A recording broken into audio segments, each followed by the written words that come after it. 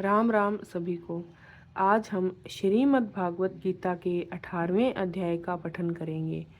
श्रीमद् भागवत गीता के 18वें अध्याय का महात्म्य। श्री पार्वती जी ने कहा, भगवान आपने 17वें अध्याय का महात्म्य बतलाया, अब 18वें अध्याय के महात्म्य का वर्णन कीजिए। श्री महादेव जी ने कहा, गिरि नंदिनी जिनमें आनंद की धारा बहाने वाले 18वें अध्याय के पावन महात्म्य को जो वेद से भी उत्तम है, श्रवण करो। यह संपूर्ण शास्त्रों का सर्वस्व कानों में पड़ा हुआ रसायन के समान तथा संसार के यातना जाल को छिन्न भिन्न करने वाला है। सिद्ध पुरुषों के लिए यह परम रहस्य की वस्तु है। इसमें अविद्या का नाश करने की पूर्ण क्षमता है। यह भगवान विष्णु की चेतना तथा सर्वश्रेष्ठ परम पद है। इतना ही नहीं, यह विवेकमयी लता का मूल, काम क्रोध और मद को नष्ट करने वाला, इंद्र आदि देवताओं के चित्त का विश्राम मंदिर तथा सनक सनंदन आदि महायोगियों का मनोरंजन करने वाला है। इसके पाठ मात्र से यमदूतों की गर्जना बंद हो जाती है। पार्वती, इससे बढ़कर कोई ऐसा रहस्यमय उपदेश नहीं है जो संतप्त मानवों के त्रिविधि ताप को हरने वाला और बड़े पातकों का नाश करने वाला हो। 18वें अध्याय का लोकोत्तर महात्म्य है। इसके संबंध में जो पवित्र उपाख्यान है उसे भक्ति पूर्वक सुनो। उसके श्रवण मात्र से जीव समस्त पापों से मुक्त हो जाता है। मेरुगिरी के शिखर पर अमरावती नाम वाली एक रमणीय पुरी है। उसे पूर्व काल में विश्वकर्मा ने बनाया था। उस पुरी में देवताओं के द्वारा सेवित इंद्र सची के साथ निवास करते थे। एक दिन वे बहुत सुखपूर्वक बैठे हुए थे। इतने में ही उन्होंने देखा कि भगवान विष्णु के दूतों में से सेवित एक अन्य पुरुष वहां आ रहा है। इंद्र उस नवागत पुरुष के तेज से तिरस्कृत होकर तुरंत ही अपने मणिमय सिंहासन मंडप में गिर पड़े। तब इंद्र के सेवकों ने देवलोक के साम्राज्य का मुकुट इस नूतन इंद्र के मस्तक पर रख दिया। फिर तो दिव्य गीत गाती हुई देवांगनाओं के साथ सब देवता उनकी आरती उतारने लगे। ऋषियों ने वेद मंत्रों का उच्चारण करके उन्हें अनेक आशीर्वाद दिए। गंधर्वों का ललित स्वर में मंगलमय गान होने लगा। इस प्रकार इस नवीन इंद्र को 100 यज्ञों का अनुष्ठान किए बिना ही नाना प्रकार से उत्सवों से सेवित देखकर पुराने इंद्र को बड़ा विस्मय हुआ। वे सोचने लगे, इसने तो मार्ग में न कभी भोंसले बनवाए हैं, न पोखरे खुदवाए हैं, न पथिकों को विश्राम देने वाले बड़े बड़े वृक्ष लगवाए हैं। अकाल पड़ने पर अन्नदान के द्वारा इस प्राणियों को सत्कार भी नहीं किया है। इसके द्वारा तीर्थों में सत्र और गांव में यज्ञ का अनुष्ठान भी नहीं हुआ है। फिर इसने यहाँ भाग्य की दी हुई ये सारी वस्तुएं कैसे प्राप्त की? इस चिंता से व्याकुल होकर इंद्र भगवान ने विष्णु से पूछने के लिए प्रेम पूर्वक क्षीर सागर के तट पर गए और वहां अकस्मात अपने साम्राज्य से भ्रष्ट होने का दुख निवेदन करते हुए बोले, लक्ष्मीकांत, मैंने पूर्व काल में आपकी प्रसन्नता के लिए 100 यज्ञों का अनुष्ठान किया था। उसी के पुण्य से मुझे इंद्र पद की प्राप्ति हुई थी। किंतु इस समय स्वर्ग में कोई दूसरा ही इंद्र अधिकार जमाए बैठा है। उसने तो न कभी धर्म का अनुष्ठान किया है न यज्ञों का। फिर उसने मेरे दिव्य सिंहासन पर कैसे अधिकार जमाया है? श्री भगवान बोले, इंद्र, वह गीता के 18वें अध्याय में से 5 श्लोकों का प्रतिदिन पाठ करता है। उसी के पुण्य से उसने तुम्हारे उत्तम साम्राज्य को प्राप्त कर लिया है। गीता के 18वें अध्याय का पाठ सब पुण्यों में शिरोमणि है। उसी का आश्रय लेकर तुम भी अपने पद पर स्थिर हो सकते हो। भगवान विष्णु के ये वचन सुनकर, उस उत्तम उपाय को जानकर इंद्र ब्राह्मण का वेश बनाए गोदावरी नदी के तट पर गए। वहां उन्होंने कालिका ग्राम नामक उत्तम पवित्र नगर देखा, जहां कालिका भी मर्दन करने वाले भगवान कालेश्वर विराजमान हैं। वहीं गोदावरी तट पर एक परम धर्मात्मा ब्राह्मण बैठे हैं, जो बहुत ही दयालु और वेदों के पारंगत विद्वान हैं। वे अपने मन को वश में करके प्रतिदिन गीता के 18वें अध्याय का स्वाध्याय किया करते थे। उन्हें देखकर इंद्र ने बड़ी प्रसन्नता के साथ उनके दोनों चरणों में मस्तक झुकाया और उन्हीं से 18वें अध्याय को पढ़ा। फिर उसी के पुण्य से श्री विष्णु का सायुज्य प्राप्त कर लिया। इंद्र आदि देवताओं का पद बहुत ही छोटा है, यह जानकर वे परम हर्ष के साथ उत्तम वैकुंठ धाम को गए। अतः यह अध्याय मुनियों के लिए श्रेष्ठ परम तत्व है। पार्वती, 18वें अध्याय के इस दिव्य महात्म्य का वर्णन समाप्त हुआ। इसके श्रवण मात्र से मनुष्य सब पापों से छुटकारा पा जाता है। इस प्रकार संपूर्ण गीता का पाप नाशक महात्म्य बतलाया गया। महाभागे, जो पुरुष श्रद्धा युक्त होकर इसका स्मरण करता है, वह समस्त योगों का फल पाकर अंत में श्री विष्णु जी का सायुज्य प्राप्त कर लेता है।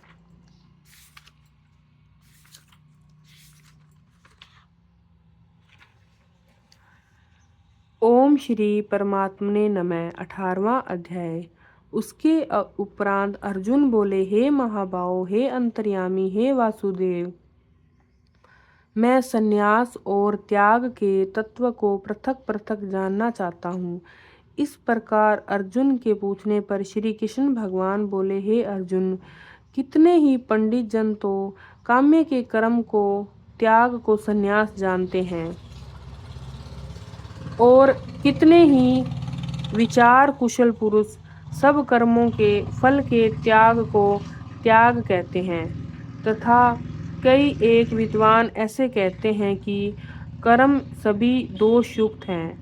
स्त्री, पुत्र और धन आदि प्रिय वस्तुओं की प्राप्ति के लिए तथा रोग, संकट आदि की निवृत्ति के लिए जो यज्ञ, दान, तप, उपासना आदि कर्म किए जाते हैं, उनका नाम काम्य कर्म है।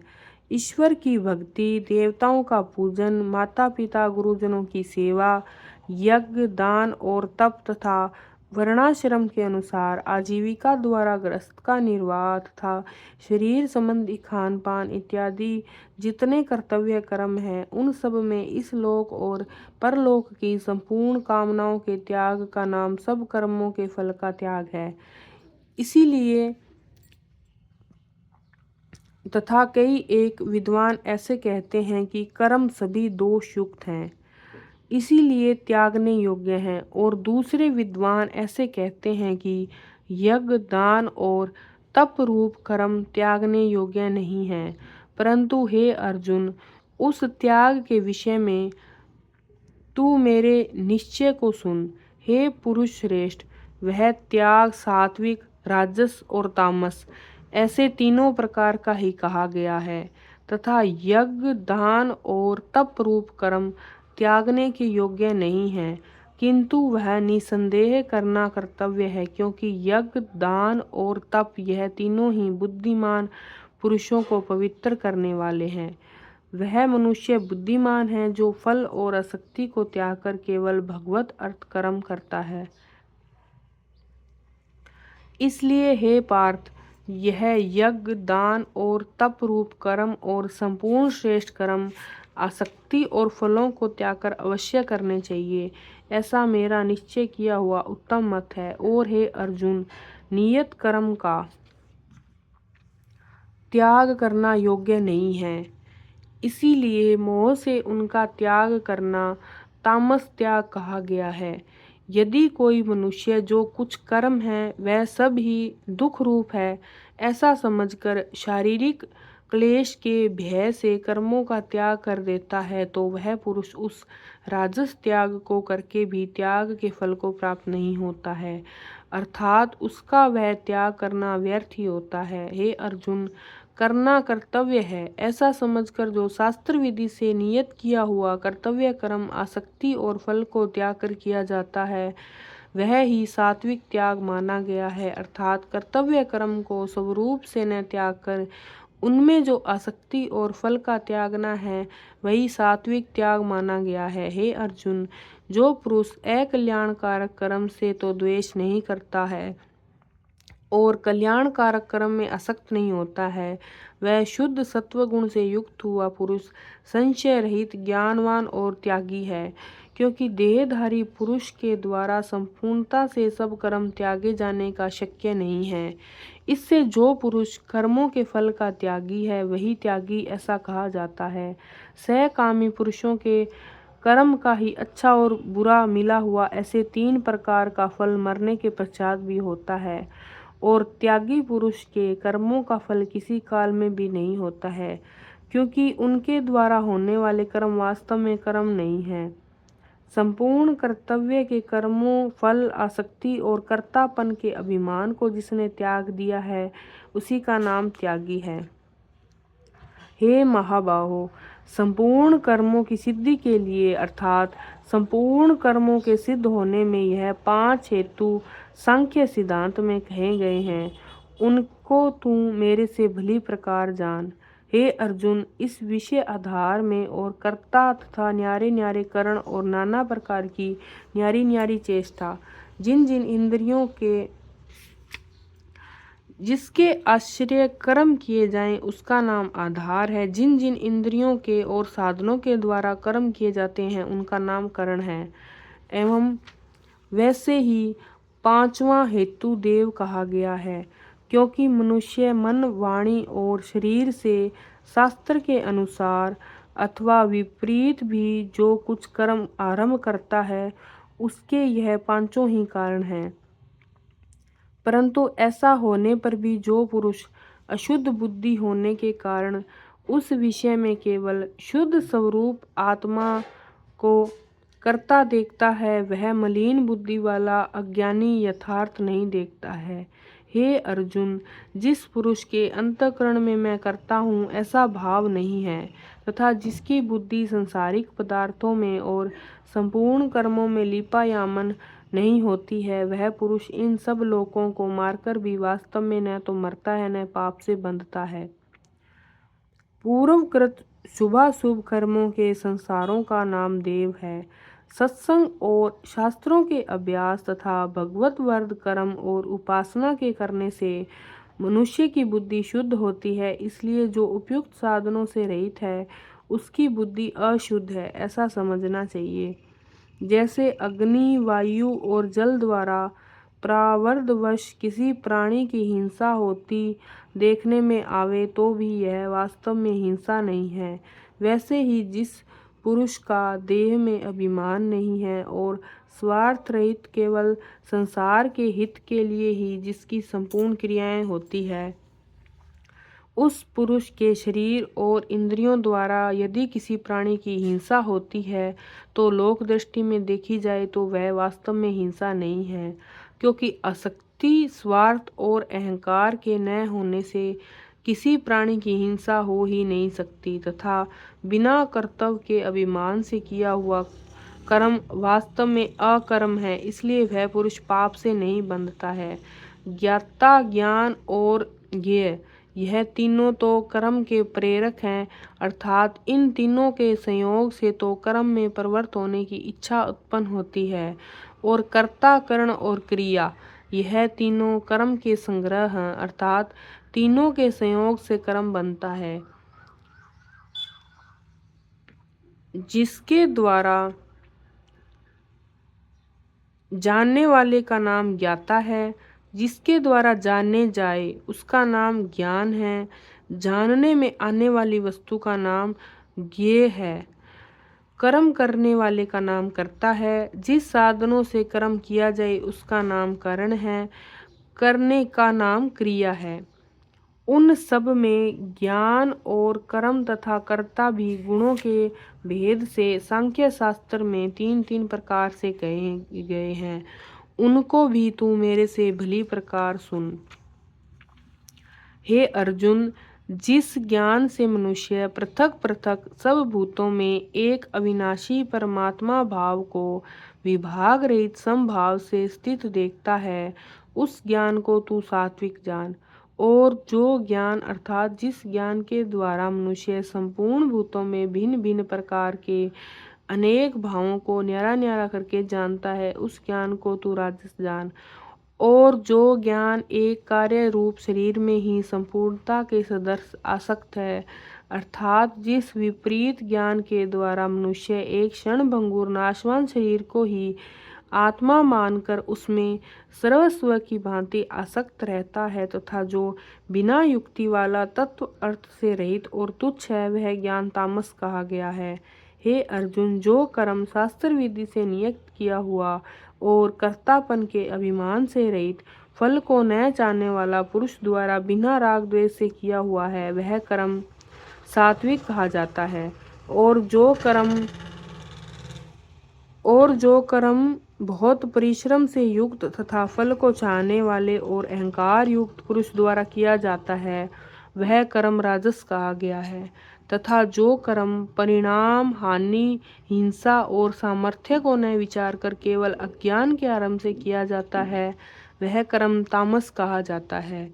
हे अर्जुन, जो कर्ता आसक्ति से रहित और अहंकार के वचन न बोलने वाला, धैर्य और उत्साह से युक्त, कार्य के सिद्ध होने और न होने में हर्ष, शोक आदि विकारों से रहित है, वह कर्ता तो सात्विक कहा जाता है। तथा दूसरों को कष्ट देने के स्वभाव वाला, अशुद्ध आचारी और हर्ष शोक से लीपायमान है, वह कर्ता राजस कहा गया है। जो विक्षेप युक्त चित्त वाला, शिक्षा से रहित, घमंडी, धूर्त और दूसरे की आजीविका का नाश एवं शोक करके स्वभाव वाला, आलसी और दीर्घसूत्री है। दीर्घसूत्री उसको कहा जाता है जो थोड़े काल में होने लायक साधारण कार्य को भी फिर कर लेंगे ऐसी आशा से बहुत काल तक पूरा नहीं करता है, वह कर्ता तामस कहा जाता है। हे अर्जुन, तो बुद्धि का और धारणा शक्ति का भी गुणों के कारण 3 प्रकार का भेद संपूर्णता से विभाग पूर्वक मेरे से कहा हुआ सुन। हे पार्थ, प्रवृत्ति मार्ग और निर्वृत्ति मार्ग को तथा कर्तव्य और अकर्तव्य को एवं भय और अभय को तथा बंधन और मोक्ष को जिस बुद्धि तत्व से जानती है, वह बुद्धि सात्विक ही है। हे पार्थ, जिस बुद्धि के द्वारा मनुष्य धर्म और अधर्म तथा कर्तव्य और अकर्तव्य को भी यथार्थ नहीं जानता, वह बुद्धि राजसी है। गृहस्थ में रहते हुए फल और आसक्ति को त्याग कर भगवत परण से बुद्धि से केवल लोक शिक्षा के लिए राजा जनक की भांति बरतने का नाम प्रवृत्ति मार्ग है। देह अभिमान को त्याग कर केवल सच्चिदानंद घन परमात्मा में एक ही भाव से स्थित हुए श्री सुखदेव जी और सनकादिकों की भांति संसार में उपराम होने के विचार का नाम निर्वृत्ति मार्ग है। और हे अर्जुन, जो तमोगुण से आवर्त हुई बुद्धि अधर्म को धर्म मानती है और संपूर्ण अर्थों को विपरीत ही मानती है, वह बुद्धि तामसी है। हे पार्थ, ध्यान योग के द्वारा जिस अव्यभिचारिणी धारणा से मनुष्य मन, प्राण और इंद्रियों की क्रियाओं को धारण करता है, वह धारण तो सात्विक ही है। और हे प्रथा पुत्र, फल की इच्छा वाला मनुष्य अति आसक्ति से जिस धारणा के द्वारा धर्म, अर्थ और काम को धारण करता है, वह धारणा राजसी है। तथा हे पार्थ, दुष्ट बुद्धि वाला मनुष्य जिस धारणा के द्वारा निद्रा, भय, चिंता और दुख को, उन्मत्तता को भी नहीं छोड़ता, अर्थात धारण किए रहता है, वह धारणा तामसी है। भगवदी विषय के सिवाय अन्य सांसारिक विषयों को धारण करना ही व्यभिचार दोष है। उस दोष से जो रहित हैं, वह अव्यभिचारिणी धारणा है। मन, प्राण और इंद्रियों को भगवत प्राप्ति के लिए भजन, ध्यान और निष्काम कर्मों में लगाने का नाम क्रियाओं को धारण करना है।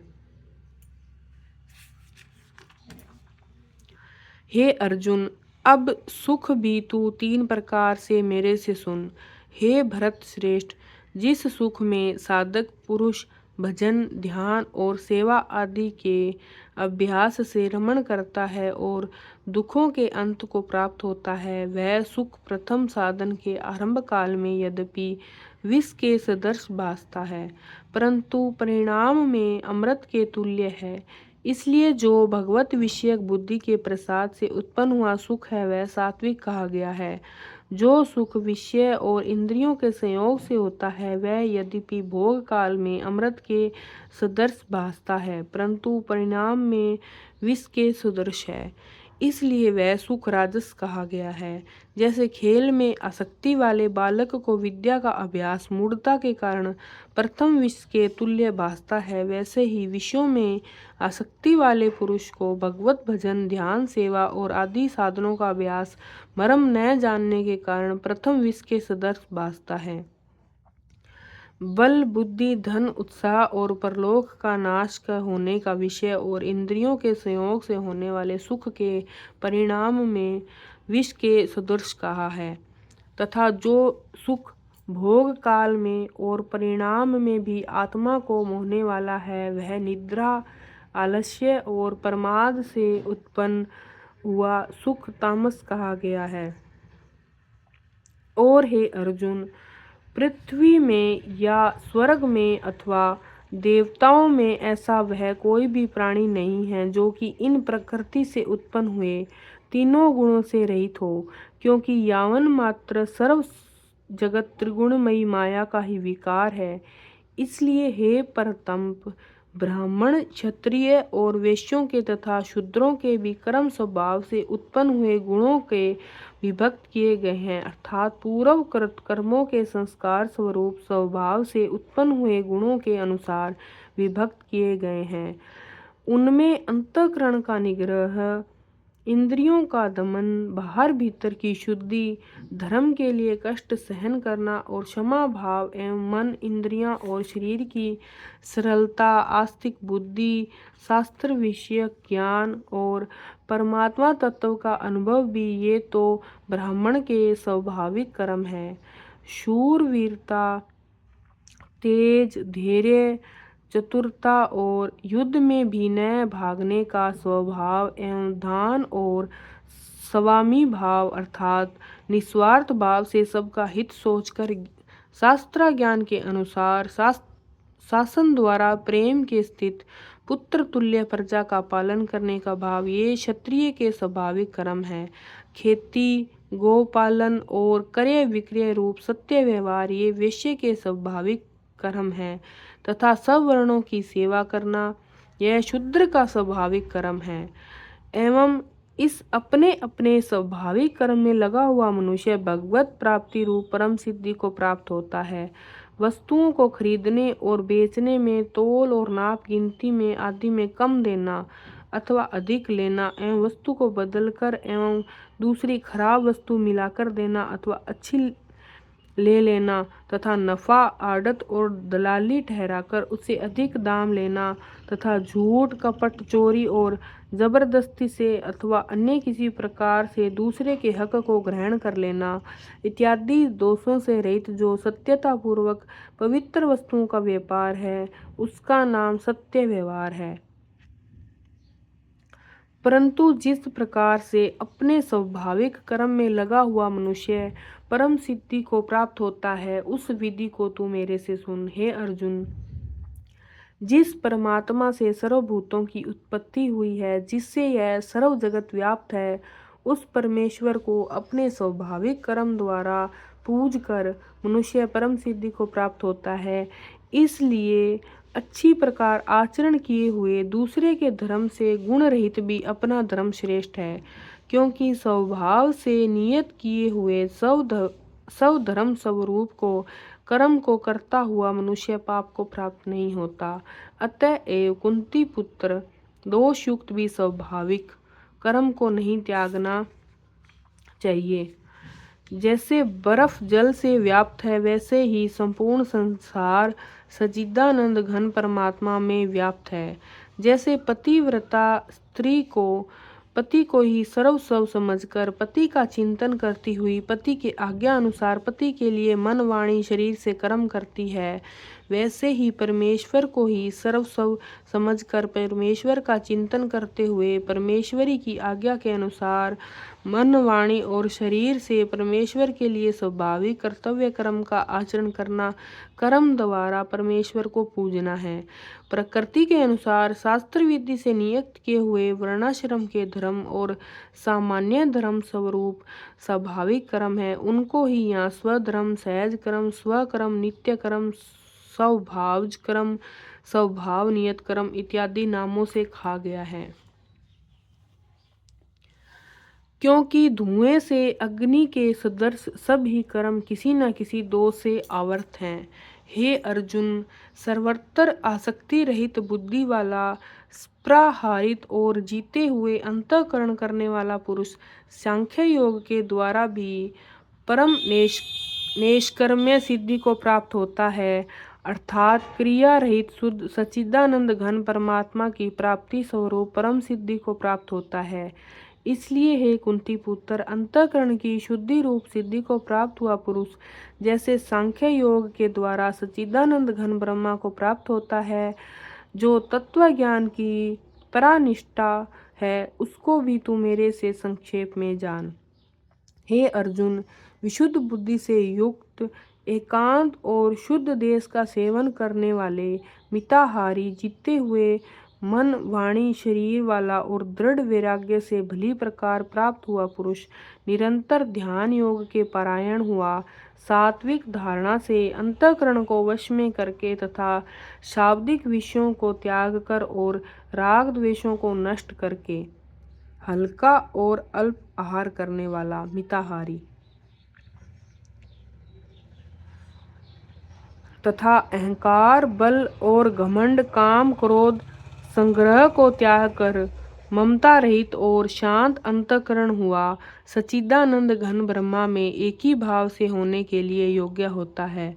फिर वह सच्चिदानंद घन की ब्रह्मा में एक ही भाव से स्थित हुआ पुरुष चित्त वाला पुरुष न तो किसी वस्तु के लिए शोक करता है और न ही किसी की आकांक्षा ही करता है, एवं सब भूतों में समभाव हुआ मेरी परम भक्ति को प्राप्त होता है, जो तत्व ज्ञान की पराकाष्ठा है तथा जिसको प्राप्त होकर और कुछ जानना बाकी नहीं रहता, वही यहाँ पराभक्ति, ज्ञान की परानिष्ठा, परम नैष्कर्म्य, कर्म सिद्धि और परम सिद्धि इत्यादि नामों से कहा गया है। मेरी परम भक्ति को प्राप्त होता है, उस पराभक्ति के द्वारा मेरे को तत्व से भली प्रकार जानता है।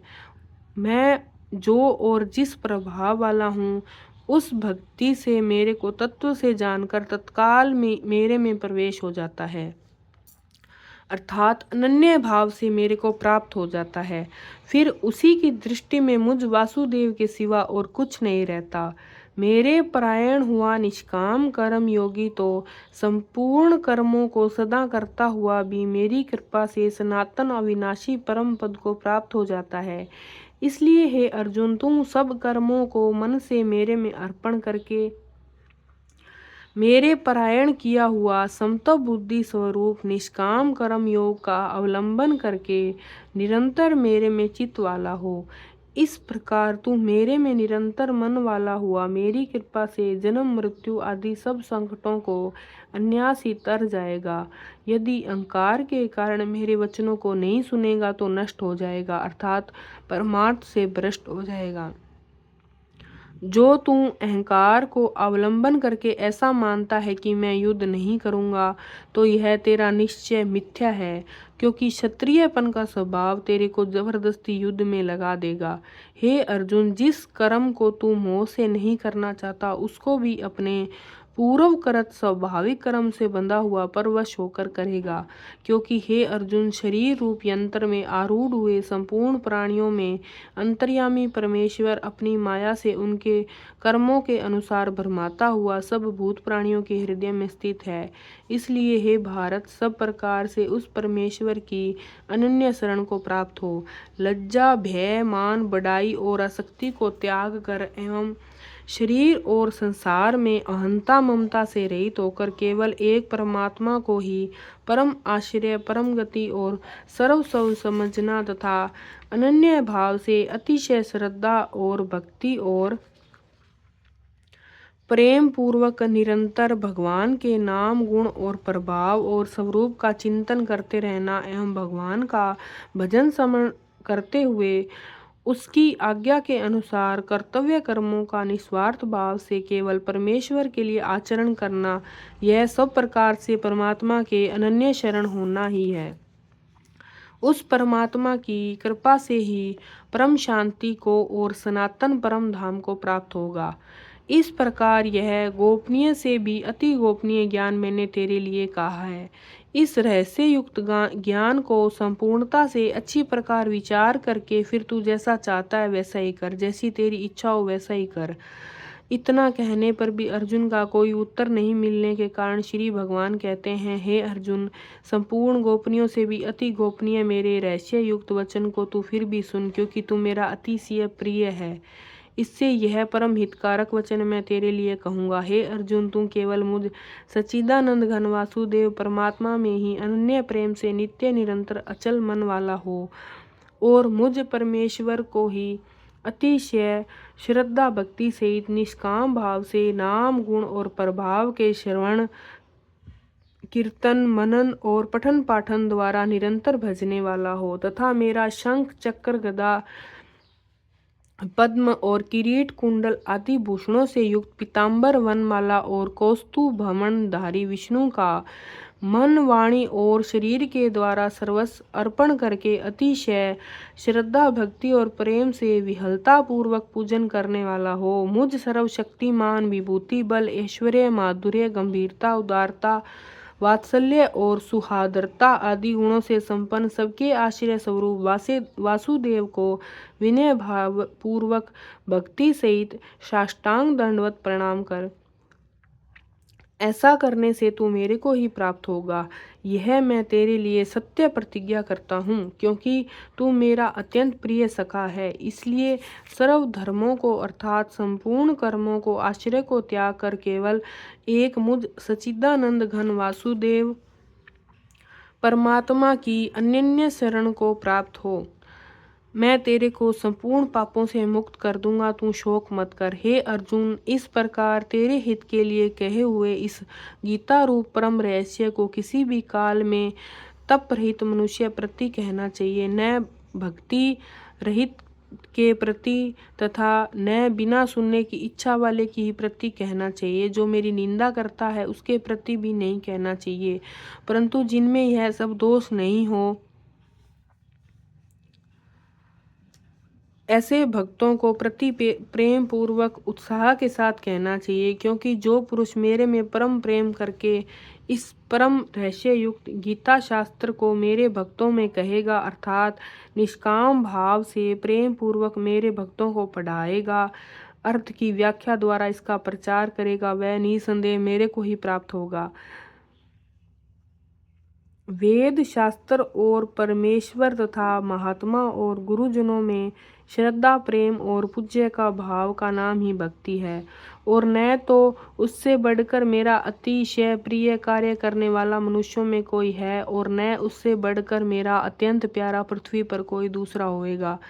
तथा हे अर्जुन, जो पुरुष इस धर्म में हम दोनों के संवाद रूप गीता शास्त्र को पढ़ेगा अर्थात नित्य पाठ करेगा, उसके द्वारा मैं ज्ञान यज्ञ से पूजित होऊंगा, ऐसा मेरा मत है। जो पुरुष श्रद्धा युक्त और दोष दृष्टि से रहित हुआ इस गीता शास्त्र का श्रवण मात्र भी करेगा, वह भी पापों से मुक्त होगा और उत्तम कर्म करने वाले श्रेष्ठ लोगों की प्राप्ति को होएगा।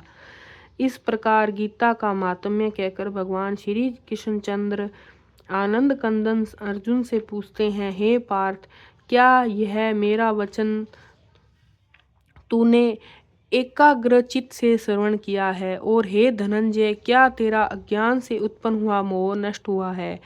इस प्रकार भगवान के पूछने पर अर्जुन बोले, हे अच्युत, आपकी कृपा से मेरा मोह नष्ट हो गया है, मुझे स्मृति की प्राप्ति हुई है, इसलिए मैं संशय रहित हुआ स्थित हूँ और आपकी आज्ञा का पालन करूँगा। इसके उपरांत संजय बोले, हे राजन, इस प्रकार मैंने श्री वासुदेव के और महात्मा अर्जुन के इस अद्भुत रहस्य युक्त और रोमांचकारक संवाद को सुना। कैसे कि श्री व्यास जी की कृपा से दिव्य दृष्टि द्वारा मैंने इस परम रहस्य युक्त गोपनीय योग को साक्षात कहते हुए स्वयं योगेश्वर श्री कृष्ण भगवान से सुना है। इसलिए हे राजन, श्री कृष्ण भगवान और अर्जुन के इस रहस्य युक्त कल्याणकारक और अद्भुत संवाद को पुनः पुनः स्मरण करके बारंबार हर्षित होता हूँ। तथा हे राजन, श्री हरि के जिसका स्मरण करने से पापों का नाश होता है, उसका नाम हरि है। अद्भुत रूप को भी पुनः पुनः स्मरण करके मेरे चित्त में महान आश्चर्य होता है, मैं बारंबार हर्षित होता हूँ। हे राजन, विशेष क्या कहूँ, जहाँ योगेश्वर श्री कृष्ण भगवान हैं, वहाँ गांडीव धनुषधारी अर्जुन है, वहीं पर श्री विजय विभूति और अचल नीति है, ऐसा मेरा मत है। इति श्री मद्भागवत गीता रूपी उपनिषद एवं ब्रह्म विद्या तथा योग शास्त्र विषयक श्री कृष्ण और अर्जुन के संवाद में मोक्ष संन्यास योग नामक 18वां अध्याय। आरती। जय भगवत गीते, जय भगवत गीते। हरि हिय कमल विहारिणी सुंदर सुपुनीते। करम सुमर्म प्रकाशिनी कामासक्ता हरा। तत्व ज्ञान विकासिनी विद्या ब्रह्मा परा। जय भगवत गीते, जय भगवत गीते। निश्चल भक्ति विधायिनी निर्मल मलहारी। शरण रहस्य प्रदायिनी सब विधि सुखकारी। जय भगवत गीते, जय भगवत गीते। राग द्वेष विदारिणी कारिणी मोद सदा। भव भयहारिणी तारिणी परमानंद प्रदा। जय भगवत गीते, जय भगवत गीते। आसुर भाव विनाशिनी नाशिनी तम रजनी। देवी सद्गुणदायिनी हरि रसिका सजनी। जय भगवत गीते, जय भगवत गीते। समता त्याग सिखावनी हरि मुख की बानी। सकल शास्त्र की स्वामिनी श्रुतियों की रानी। जय भगवत गीते, जय भगवत गीते। दया सुधा बरसावनी मातो कृपा कीजिए। हरि पद प्रेम दान कर अपनों कर लीजिए। जय भगवत गीते, जय भगवत गीते।